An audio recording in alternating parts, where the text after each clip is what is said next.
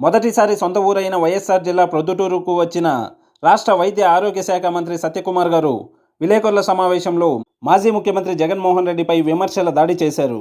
ప్రధానమంత్రి ఆవాస్ యోజన కింద ఇళ్ల నిర్మాణానికి కేంద్రం 32,000 కోట్ల నిధులిస్తే గత వైసీపీ పాలనలో జగన్ భారతీ సిమెంట్ వాడారే తప్ప ఇల్లు మాత్రం పూర్తి చేయలేదని, జిల్లాలో ఆయకట్టుకు నీరందించాల్సిన సర్వరాయ సాగర్ భారతీ సిమెంట్ పరిశ్రమ దాహం తీరుస్తోంది తప్ప చుక్క నీరు కూడా పొలాలకు వెళ్లడం లేదని, మాజీ సీఎం జగన్దంతా భారతీ జపమేనని మంత్రి విమర్శించారు. ధర్మవరం నుంచి పులివెందుల మీదుగా ప్రొద్దుటూరు వచ్చానని, రహదారులు అధ్వానంగా కనిపించాయని చెప్పారు. ప్రధానంగా పులివెందుల నుంచి ముద్దనూరు వరకు గతుకుల రోడ్లు ఉన్నాయన్నారు. గత 5 ఏళ్ల జగన్ పాలనకు దర్పణం పట్టేలా రహదారి ఉందన్నారు.